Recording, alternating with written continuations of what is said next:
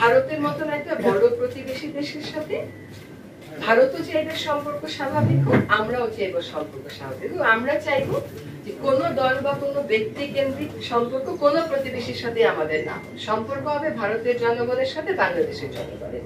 সরকারগুলো সেখানে সহায়ক ভূমিকা পালন করবে।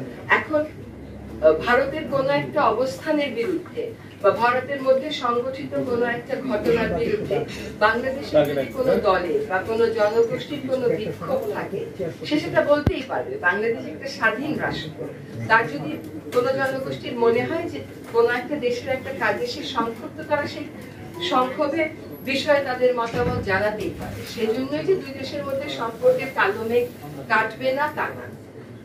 আমার কাছে মনে হয় যে এই ক্ষোভ প্রকাশের মাধ্যমেও কিন্তু আলোচনার একটা ক্ষেত্র তৈরি হয়।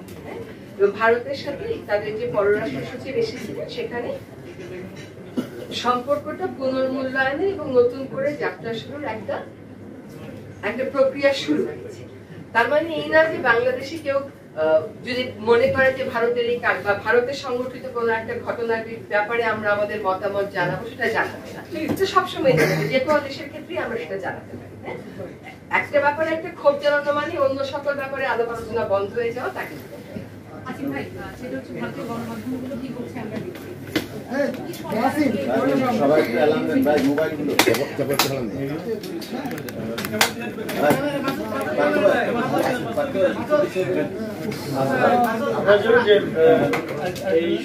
এই ভাই দাদা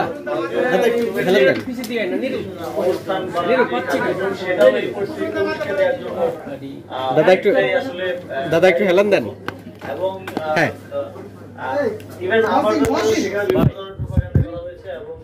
বাংলাদেশের জনগণের ব্যাপারে বিভিন্ন ধরনের প্রোপাগান্ডা হয়েছে, সেটাকে অ্যাড্রেস করার জন্য অন্তর্বর্তী সরকার বিভিন্ন আন্তর্জাতিক যে মিডিয়া আছে কথা বলছে। এবং আপনারা দেখেছেন যে আমাদের বাংলাদেশের যে সংবাদ মাধ্যম আছে তারাও এই বিষয়টাকে অ্যাড্রেস করেছে এবং যেই গুজবগুলো ছড়ানো হচ্ছিল সেগুলোকে ডিমান্ড করেছে বাংলাদেশের মিডিয়াগুলো আমরা দেখেছি। এবং ইন্টারন্যাশনাল মিডিয়া তো অনেক জায়গায় আমি রিপোর্ট দেখেছি যে ইন্ডিয়ান মিডিয়া প্রোপাগান্ডা বাংলাদেশ নিয়ে তারা রিপোর্ট করেছে। তো এই বিষয়টা এখন খুব স্পষ্ট ইন্টারন্যাশনাল, বাংলাদেশকে নিয়ে সংখ্যালঘু সহ বিভিন্ন বিষয় নিয়ে যে প্রোপাগান্ডা করা হয়েছে, প্রোপাগান্ডা যে করা হয়েছে এটা ইন্টারন্যাশনালি ন্যাশনালি খুব স্পষ্ট একটা বিষয়। এবং এটা নিয়ে এখন আমি এই পরিবর্তনটা দেখতে পেয়েছি যে তারাও এটাকে অ্যাড্রেস করছে যে প্রোপাগান্ডা হয়েছে।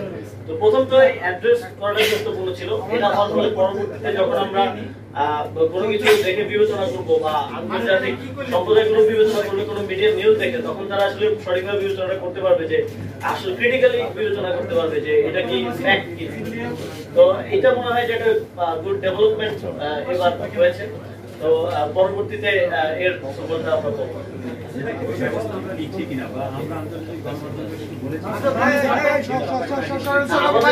আমরা যেখানে যেখানে বলার সুযোগ পাচ্ছি, যেখানে বলছি বলার চেষ্টা করছি। আমাদের প্রধান উপদেষ্টা তিনিও গণমাধ্যম সহ আমরা জানেন যে বিভিন্ন দেশের রাষ্ট্রদূতদের সাথে যখন বলন হয় সেখানেও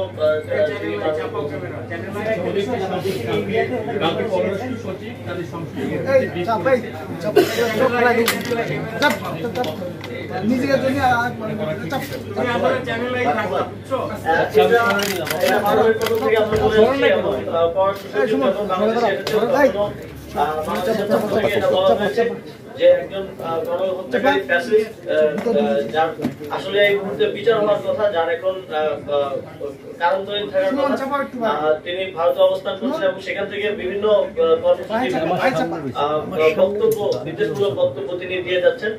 এই বিষয়টাকে বাংলাদেশের পক্ষ থেকে ভারতের পররাষ্ট্র সচিবকে বলা হয়েছে এবং তিনি সেটা ভারতে উপস্থাপন করেছেন। আমরা আশা করি যে ধরনের কোনো বিদ্বেষমূলক বক্তব্য প্রচারে ভারত তাকে বাধা দেবে এবং যথাসময়ে বাংলাদেশের সাথে ভারতের যে বন্দি বিনিময় ট্রিটি আছে সেই ট্রিটি অনুযায়ী তাকে বাংলাদেশে ফেরত দেওয়া হবে।